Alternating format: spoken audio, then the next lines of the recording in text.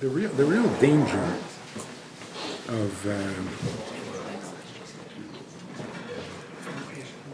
of being uncomfortable with saying that the Ratzon Elyon is mushrosh and atzmos and it can't be any other way. How does that affect? What's negay? Like somebody said, "Was kriegst du atzmos?" You have enough work to do, just do what you're supposed to do. So I want to show you how it affects the poil mamish of. I went to visit Shalom Martcha in Muncie last week. And I was curious to see how the 8 years affected him. I mean, is it possible that it didn't affect him? In the prison that he was in, unlike the other prison next door, which is called a camp, because it's like a camp compared to, in the prison that he's in, you can't move without permission. Nothing. I wanted to give him a nickel for Chanukah geld. Not allowed. You can't leave the room without permission. You can't go into a room without permission. You can't buy things unless you get permission. Things that are being sent to you from your house, from your wife, can't come in without permission. Even when you're visiting with your wife, you can't touch her. She can't touch you because she might be passing you some an electric saw that will help you break out of prison. Everything is regulated. You don't have an opinion. You don't have freedom. You're a prisoner. 8 years like that, how can it not have an effect? So I went to visit. There isn't even a hint of any effect. Because he came home and he was the balabas in his home. He was in charge. He was responsible. Somebody came in, needed a chair, get him a chair, bring him this, bring some food, make some coffee. No sign of prisoner mentality. Nothing. How is that possible? It's only possible because while he was in prison, he was not governed by their laws. He cooperated. He wasn't living by their laws. He was living by his laws. One of the guys who spoke at the dinner or whatever, and the guy who helped him get out, he said, I went to visit him in the middle of the prison years, and he was living on matzah and canned food because he wouldn't eat anything from the kitchen. Even they bring in kosher food, but they make it through their kitchen. He didn't eat it. So he ate only from cans. But if you don't have fresh vegetables, you develop health problems. So he needed some fresh vegetables. So this guy, when he came to visit him, brought him from his house some cut-up vegetables with a dip. So he was sitting in the visiting room, and he was eating the vegetables like he needed it. But he wasn't dipping it into the dip. So the guy said to him, enjoy. The dip is good. He said, what? What's wrong with you? Why don't you eat the dip? So he said, again, he's not interested. He said, no, come on, there's something going on here. Why won't you eat it? So he says, because if you dip, then you have to have netilas yadayim. Metubal b'mashke, you have to wash netilas yadayim. The guy was so nispol. First of all, they're not makpid on netilas yadayim, only by the seder. But all year they're not makpid. not only is he makpid, outside of prison, he doesn't give himself a little, gib sich noch a bissle, you're a prisoner, you haven't had any good food, you're entitled, no? No. Tarnish. So here's the secret. He's running around telling everybody that you have to have emunah and betochen, and that brings geula. The man doesn't have any emunah, and he doesn't have any betochen. By him, emes is emes. What do you need emunah for? If you were to say Lamoshel, he has emunah pshuta that the Eibishter runs the world. That's a joke. That's emunah pshuta. The Eibishter doesn't run the world. You have to have emunah that the Eibishter runs the world. What world are you living in? By him, it's not emunah. It's a fact. Who runs the world? Ask any kid, who runs the world? So is there any doubt that he is sitting in jail because the Eibishter runs the world and the Eibishter put him there? Wow, such a emunah. You don't get it. He doesn't need emunah when something is so obvious. So what gave him the strength that he had? Not emunah, that's so misleading. What gave him the strength is that the man knows emes. To him, godliness is emes. Somebody once said to me about tshuva, not from Chabad. So within a couple of months, he became a Talmud Chacham. And he's giving a Dvar Torah at his Shabbos table. So he says, you want to hear my Dvar Torah from last Shabbos? Yeah. He says something, I don't remember. There's something about something it says in the parasha, because everything happens by the Eibishter's plan. He says, how do you like my Dvar Torah? I says, that's a Dvar Torah. A Dvar Torah is a pilpul and a Rambam.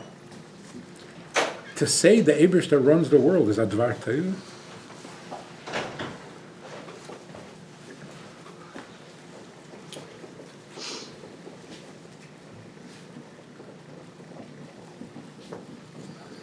That's like saying, I'll tell you a Dvar Torah. When you're eating, lying down, you should lean on the left side, not on the right side, because you'll choke. Oh, a Dvar Torah, thank you very much. Does anybody argue, does the Ravid disagree with that? And tells you to choke on the right side? I mean, this is a Dvar Torah? Yeah, it says in the Torah, but that's a Dvar Torah. To say that he has a emunah that the Eibishter runs the world is like, what are you talking about? A baby in cheder? To him, the Eibishter runs the world. Because the Eibishter runs the world. Where's the chiddush here? You have to have emunah that he runs the world. Then you're not pekayos altogether. So I say, believe me, the Eibishter runs the world. Most of the time. What is that? So it's, where does this come from? That by us, certain things are, that's the fact. It's not a chiyuv. It's not like you are mechuyev to believe that there's an Eibishter. It's not a chiyuv.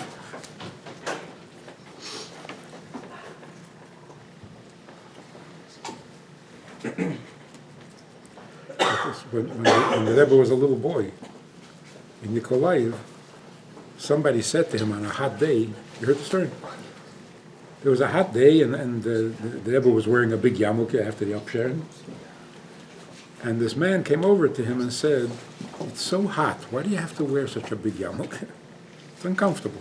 Take it off. Make yourself comfortable. So the Rebbe said, Matarnish. So the man said, it's okay, the sin will be on me. I'll take it on my cheshbon. The Rebbe said, what's the difference whose cheshbon it's on?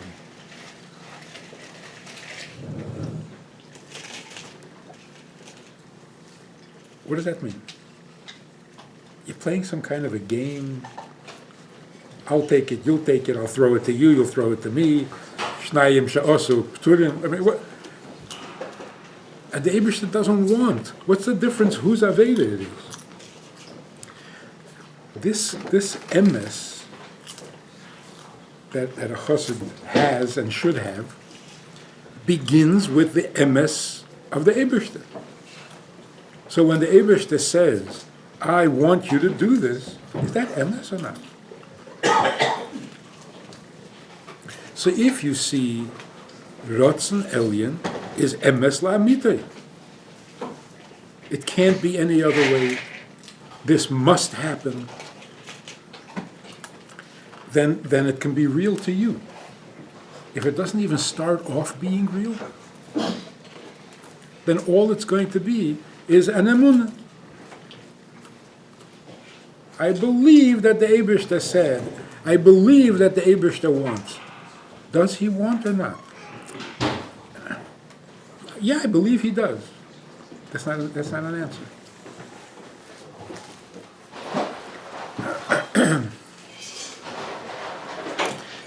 Question is, how do you say this to the non-Chabad world?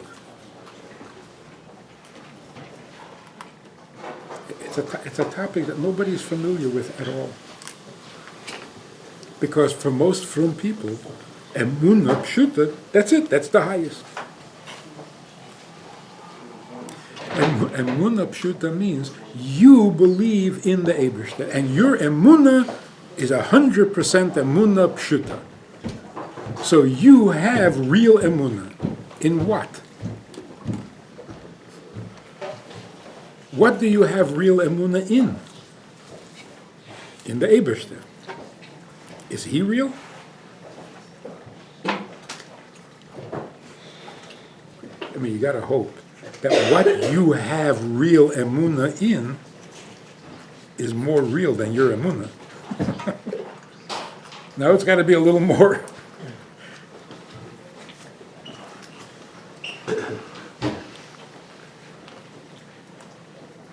But for most people, there's nothing more real than my Emunah. Because my Emunah is Emunah pshuta. I really believe. What's more real than that? The thing you believe in. No. It's just my belief.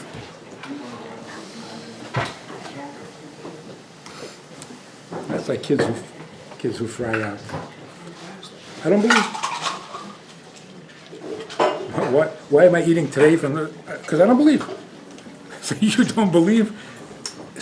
So that's it. So there's no Eibishter. And all those who do believe are believing in an Eibishter that is not. They just believe it is. And you don't believe it is, so...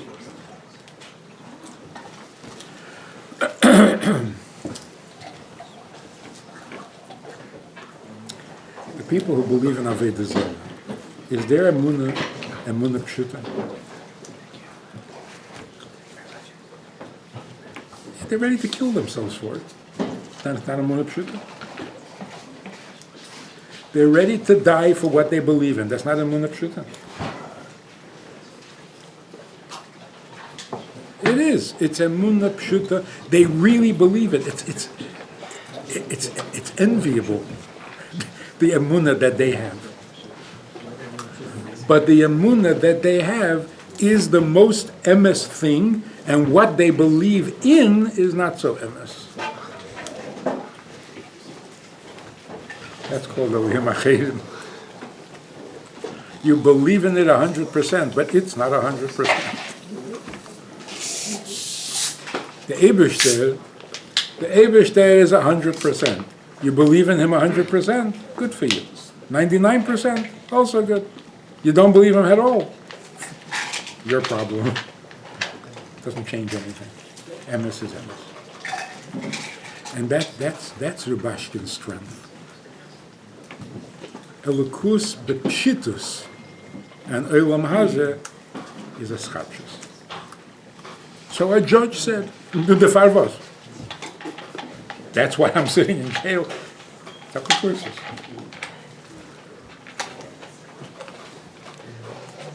By the way, he doesn't say, I was in jail. He said, I was in a place called jail. Some people call it jail.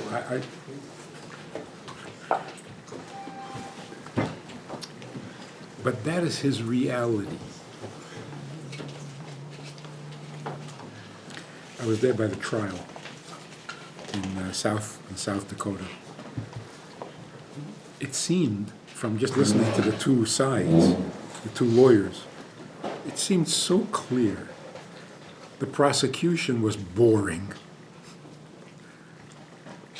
A list of checks, check number this, and check number this, and check number... People were falling asleep. The other lawyer spoke like a mensch.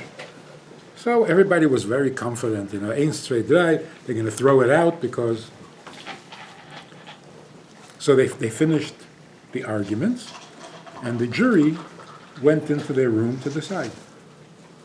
The Bachrim from Postville drove up to the city, and they were sitting in the meeting room of the hotel. Shalom Mordechai goes to the hotel, and he sits down with them, and he's learning Rambam.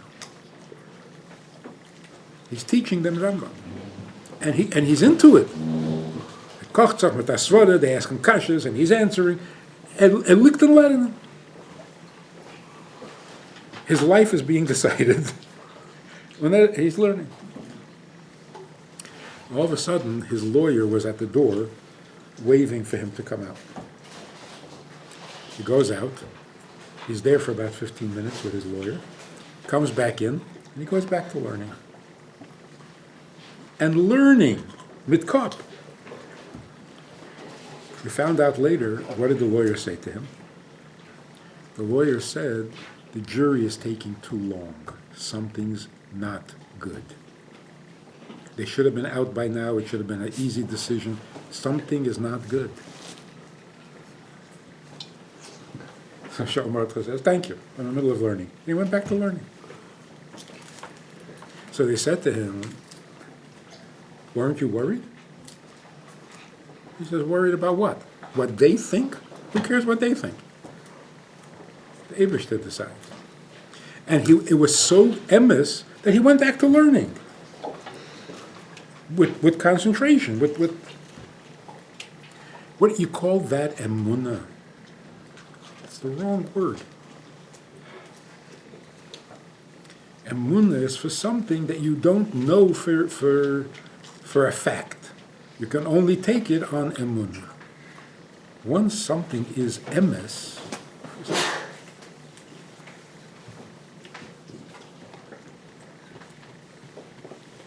how do you say that to people who never heard the whole concept? There was a guy who made a speech. He made a speech for students. He's into Kiruv. So he made this speech that everything you learn in the secular world is not emes. Everything in Torah is emes. What do I mean by emes? For everything that the Torah says, there's a good reason and a good explanation. That's emes.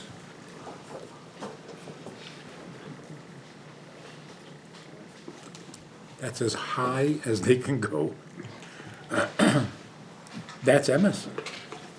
If it makes sense to you and you have a good explanation, that makes it emes.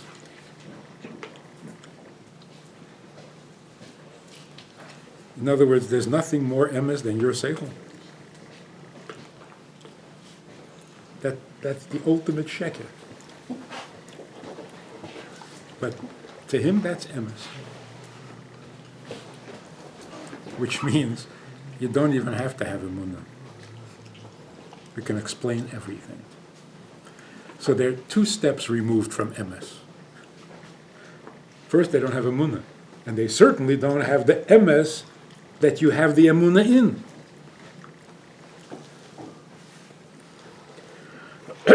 Some guy told me, again, a non-Chabad,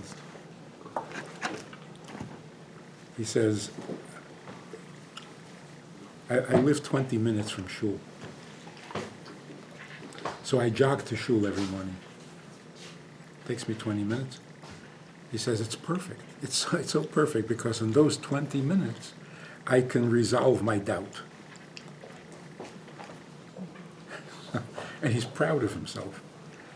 So I said, you have doubts every morning? You resolved it yesterday. And then you have a doubt again the next day? He says, yeah. Like he's proud. I said, every day? He says, yeah. I said, I don't understand. You answered it, you resolved the doubt already yesterday, why do you have to do it again? He says, come on, there's always some doubt. So I look at him like, oh, he says, what, you don't have doubts? I say, yeah, I have doubts. I have doubts about my sanity. I have doubts about my intelligence. I have doubts about my sincerity. I have doubts about the Eibishter every day.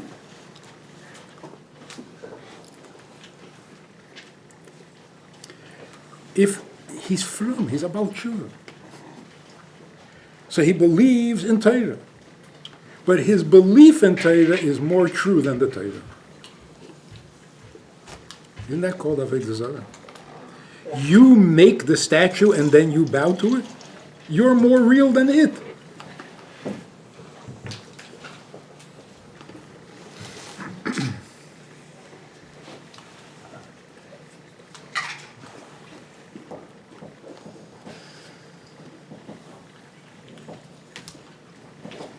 A woman came to Beis Chana in the early 70s when the world was crazy, wild, undisciplined. She says, I had many non-Jewish boyfriends over the years, and recently I met a Jewish boy. And I'm interested in becoming more observant. He's interested in becoming more observant. It's the best relationship I've ever had. And we're thinking of maybe getting married. But a rabbi told us that he's a kohen, so maybe we can't get married. So she says, can I or can't I marry him? So I understand the rabbi didn't want to close the door on her and tell her absolutely no, so he made up Sazay Padav. I also did. I said, look, you're here, you're going to learn, you don't know how frum you're going to become, you don't know how frum he's going to become. What are you making marriage plans now? Wait and see what happens. She says, I thought of all of that, I just want to know. Am I allowed to or not allowed to? Because if you're not allowed, you're not allowed. So who had Tzvekas and Emunah? She had the pashtus. If you're not allowed, you're not allowed. And we're afraid to tell her because...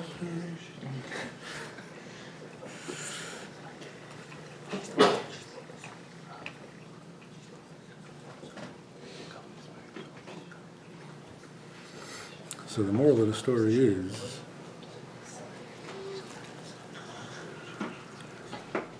Emunah is for things you're not sure. I mean, the Emunah makes you sure, but otherwise you don't. That which is Pashut, you don't have to have Emunah.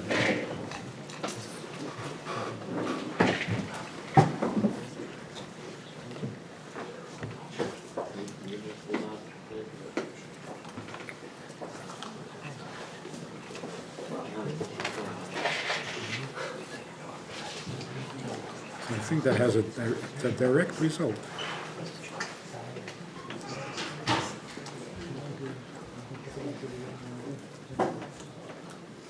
So you have to ask this, okay, fine. Tell me, what is the ultimate, absolute, necessary emes? Not mitzvahs? Okay, fine. Then what is? Deber Shazrotzen?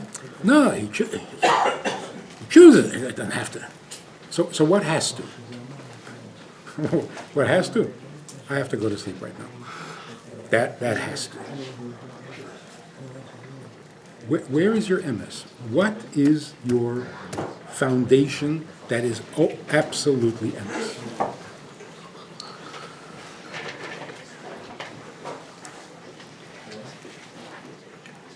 No, it's a little scary. Even that is not emes la'amiti. Oh, but it's saying it. He wants it, so now it becomes... So, okay, fine. So what is emes? Nothing.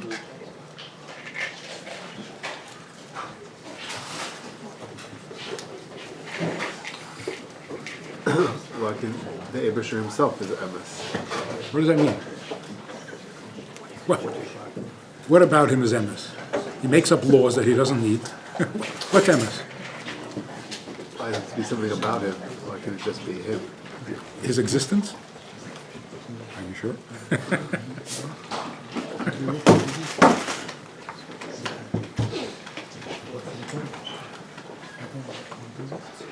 Yeah, he exists. That's emes. Now does he need the mitzvahs? Once he chose, now he needs. So what you're really saying is the only real emes is that he doesn't need you. He exists, and that's all. And beyond that, there's no emes. Right, that's what everyone says. So you're not emes, Torah is not emes, mitzvahs are not emes. And all this comes from Elikim emes.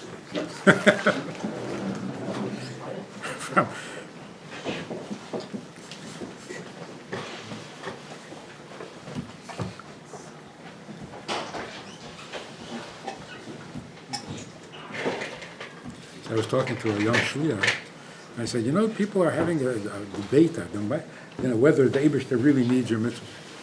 What are they, crazy? Of course he needs your mitzvahs. I said, yeah, but if he's perfect, how can... Oh, limit up! He needs your mitzvahs. I said, yeah, but how do you explain that? I don't care what your kashis, your teretz, he needs your mitzvahs, absolutely. What's the shayla?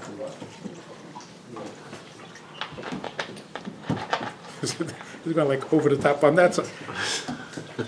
So can I talk to you? No. There's nothing to talk about. The Rebbe said everything is atzmos. Hey.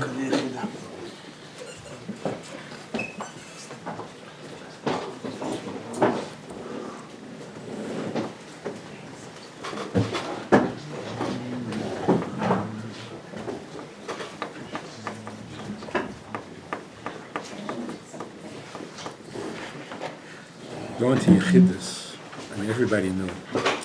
In Yechidus, there's nothing but emes. You don't bluff. You don't.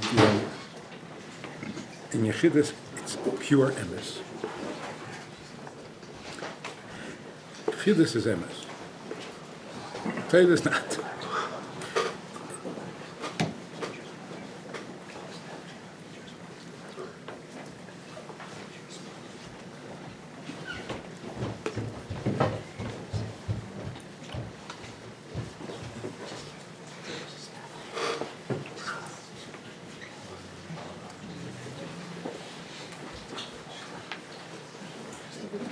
How would you explain to people, just off the topic? Somebody asks you, who created the Eibishter? So you say, he wasn't created. He didn't need to be created. They don't understand. All of a sudden, there's something that doesn't need to be created. Everything needs to be created.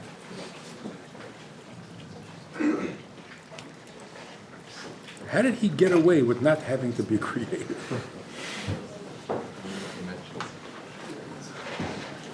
How do you have a good explanation?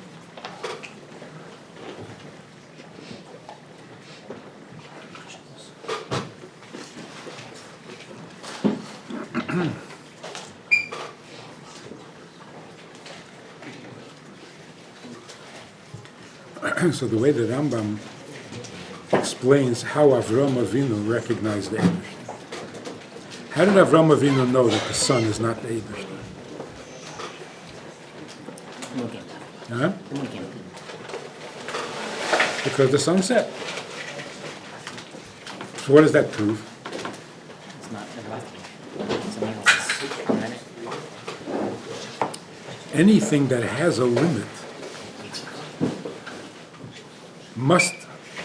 must be influenced by a stronger power. Because nothing limits itself. So if the sun is this size, and not this size. How come? A stronger force keeps it. So whatever the stronger force is, that's the Eberstein.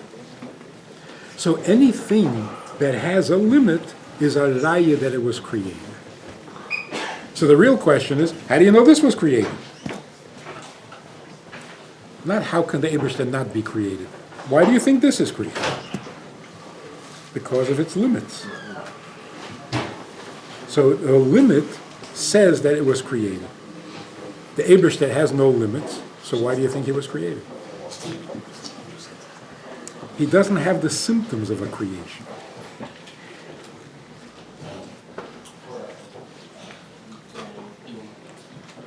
Now, how do you know there's only one Eberstein? How do you know there aren't two?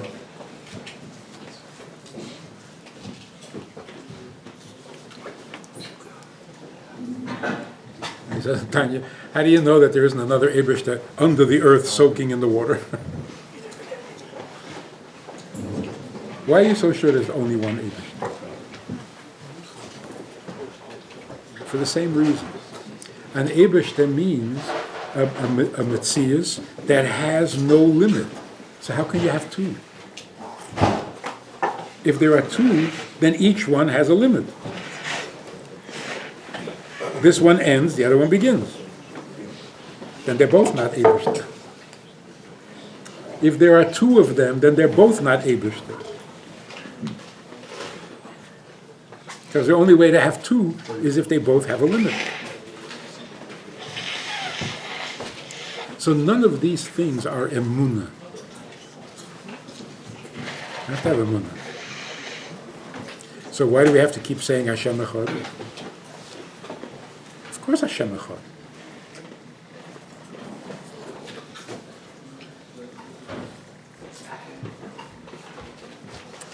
Not that there's only one Eberster. It's that the Eberster wants to be Echad with you. And that's why V'yahavtos Hashem Elokecha.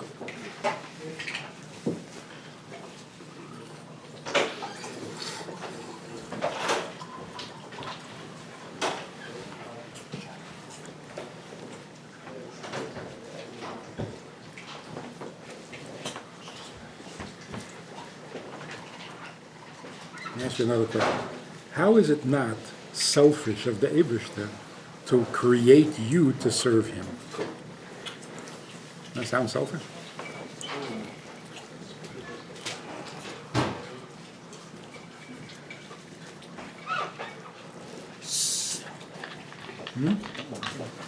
I like this to want to.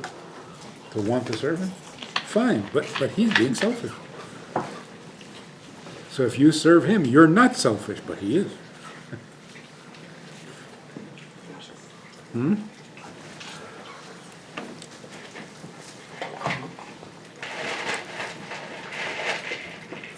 So the first answer is, what's wrong with being selfish? What's the avla? What's the chesed of being selfish? Somebody gave you your life, and all you think about is yourself. Not right. By the Eberster, how can he be selfish? He's not grateful to whom? So there's only him. Don't be selfish. Okay, what do you want me to do? So by the Eberster, the word selfish doesn't apply. So of course everything is him. By a human being, everything is you? That's horrible. That's one teretz. The other teretz is, if the Eberster wants you so badly that he's willing to make a tzimtzum, and he's willing to make our world with all the negative things in it, just so that he can have you, that's called selfish. If he was selfish, he wouldn't create anything. What does he need us for? So he creates you to serve him. He needs someone to serve him. That doesn't make any sense. He's like somebody that needs covet. He needs other people to give him covet. Right. Like, if we give him a compliment, it makes his day. That's not selfish. That's pathetic. What is wrong with you? You're melech malchi hamlochim, you need my compliment? Boy, you got complexes. And your mother didn't even abuse you. I don't understand. What does that happen? B'mokim she'ata meitze gedulosei, shom ata meitze anvos nusei. It is such an anivus on the part of the Eibishter that your opinion of him counts? Where is that selfish? It's the opposite. He's not happy without you. That's selfish? It's all about his happiness. No. It's all about you. You make him happy. Without you, he's not happy. So what's the ultimate? Why are we serving Hashem and Why should we? why do we? We do for all sorts of reasons, but what should it be? Don't you have to have another person in front of you that's just like another person for selfishness? Huh? Don't you have to have another person in front of you that's just like get that other person for selfishness? Being unloved before somebody else. Just like you have to be selfish, you have to have somebody else. You're being No, the fact that he needs somebody else is not a selfish, it's a humble thing. Yeah. Selfish is arrogant. The Eibishter creating the world is an anivus. You depend on us. Without us, you're not okay. With us, you're okay. We make you okay. It's funny because if you explain the way everyone else explains, that the Eibishter is here to serve us, and it's all about shleimus and Gan Eden, so then you talk to see, he's a good guy, he's nice to. That's not selfish. But the way you're explaining it, all of a sudden it's all about the Eibishter. It is all about it. Hate to break the news to you, but yes, it is all about him. But that's the introduction to the book. How is that not selfish? First of all, a father who wants to see his son happy is selfish. So to say, the Eibishter doesn't need anything, he just wants you to be happy. Because he's like a father. A father desperately needs his kids to be happy. It's not, I want you to be happy. You're not? Okay. Secondly, if you're going to say the Eibishter created us to do us a favor, you're going to have to do a lot of explaining. What's the favor? That if I don't do an Aveda, I won't go to Gehenna. Thank you very much. Where's the favor? The schar after 12 months of Ganem is going to be unbelievable good. That's worth everything. So Nimnu v'Gamru, the Chachamim of Torah, Nimnu v'Gamru, and they decided that Noach leila Adam sholei boris. So don't do me no favors. You suffer miserably for 100 years, then you go to Gehenna for 12 months, and then you can relax. Shkoyach.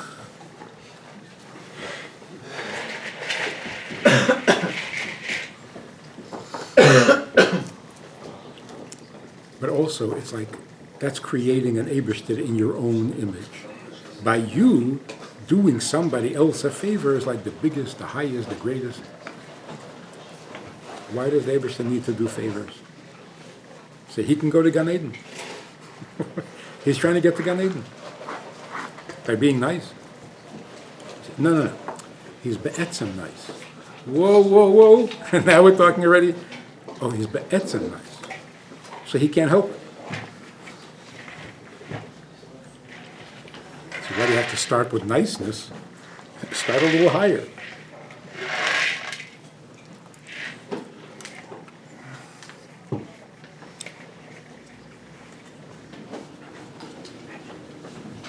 So your first answer is that there's nothing wrong with Abishter being selfish?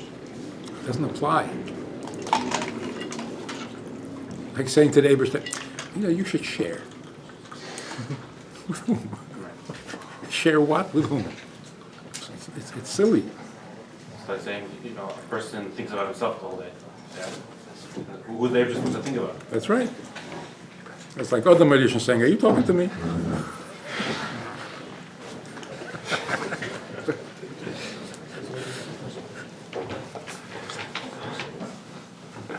So it's like some of them starts off with Beginnish Medun. Hashem created the world because he wants to be known. Face value, that sounds a little selfish. So not that there's anything wrong with it. Yeah, but even that you can say is really an anivus.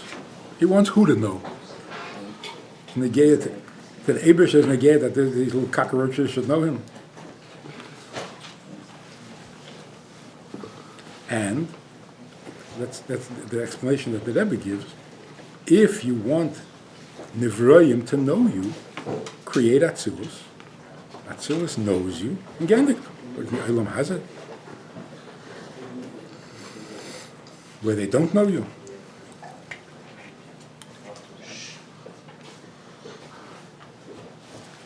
So the whole chiddush of Chassidus is that the Eibishter, in his Rotzen, in his Chesed, in his Malchus, that's much better in Elam Atzilus than Elam Hazeh.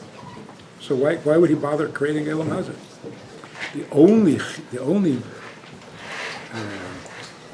uniqueness of Elam Hazeh is that here the etzem can be nisgal. And now you're telling me there's no etzem. It's just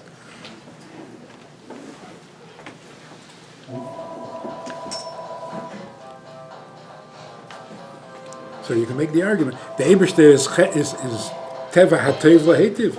So take good care of your malachim. What are you creating Elam Hazeh?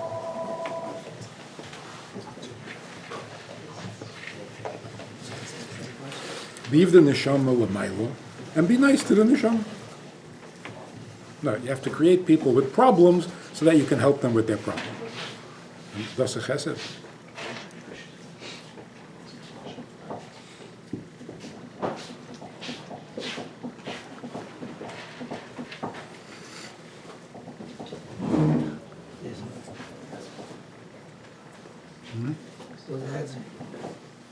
The answer is that the fact that the Eibishter needs you to serve him is not selfish, it's bitter.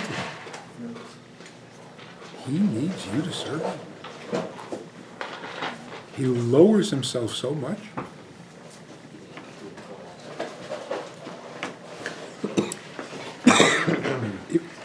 If he was selfish, he is so much more perfect than you. Why would he need you? You say that by Melech also? By Melech. You say that also? Yeah, that's why Malchus is bittul.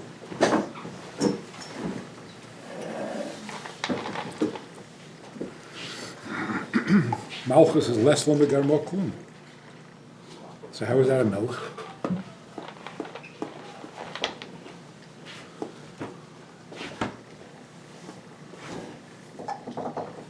That's why if the melech comes out basada, then you see a bittul. The melech sitting on his throne, where do you see bittul? Yeah, he's bottled to the Eibishter. But to the Eibishter, he's not a melech. He's not the Eibishter's melech. So where's the bittul in being a melech? So when you say to David, "Melech al ha'olam kulei b'chveidecha," you're asking him to lower himself. And he does. That's called selfish.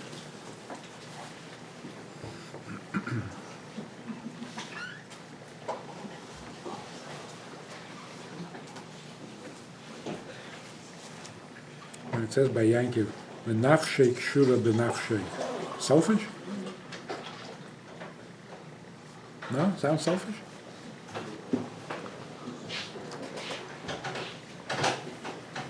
I want my kid. Selfish? nafshek's shura benafshe is way above any kind of selfish. Like it's a form of mesiras nefesh. Without you, I can't be.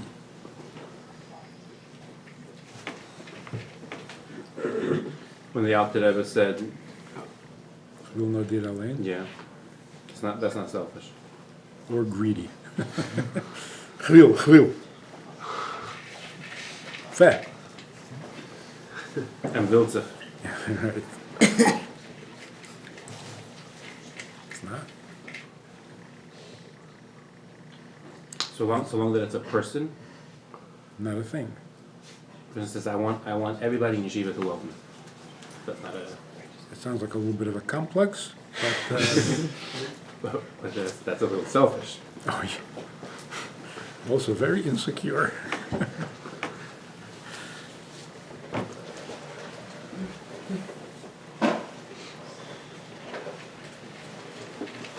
Kishani la'atzmi mo'ani, that's selfish. Or the opposite.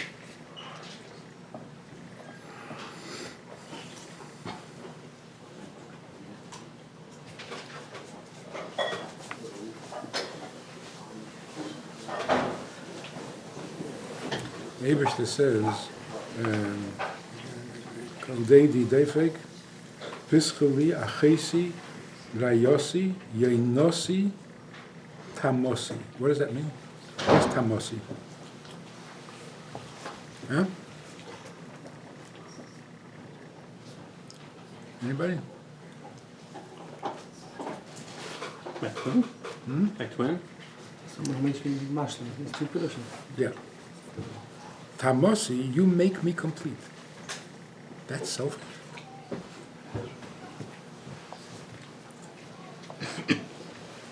Befraat, when you talk about a nivra and a beira.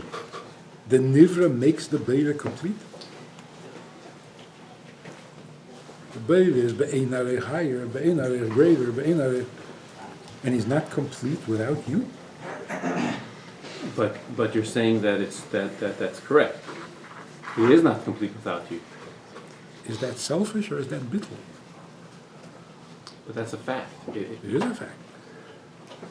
But what does that show? The only reason I need you is to make me complete. That's selfish. It's fakir. I'm not okay without you. You're the Eibishter.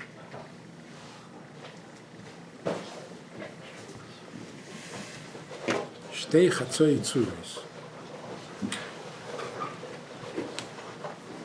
You're my other half?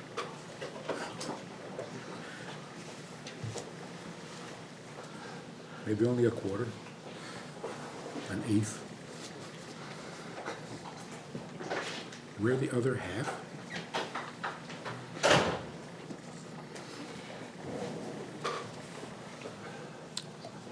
It's like getting married. Getting married can be very selfish. Or it can be the ultimate humility. What's the difference? The difference is, are you trying to get something from the other person to make you complete? That's selfish.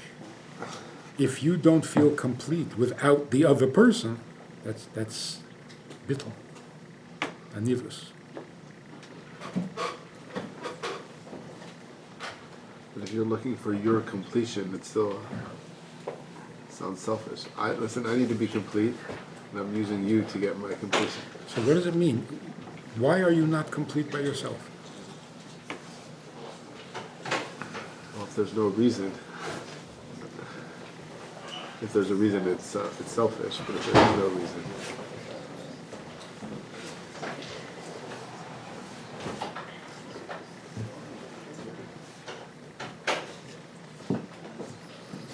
Sounds like asking somebody is very humble, and you ask, what makes you humble? Why are you humble? It's a ridiculous question. If you're talking about real anivras, not false amusers. So you ask a guy who is bitteldig, why are you bitteldig? Oh, because, that's why? You're not bitteldig at all. It never has a reason.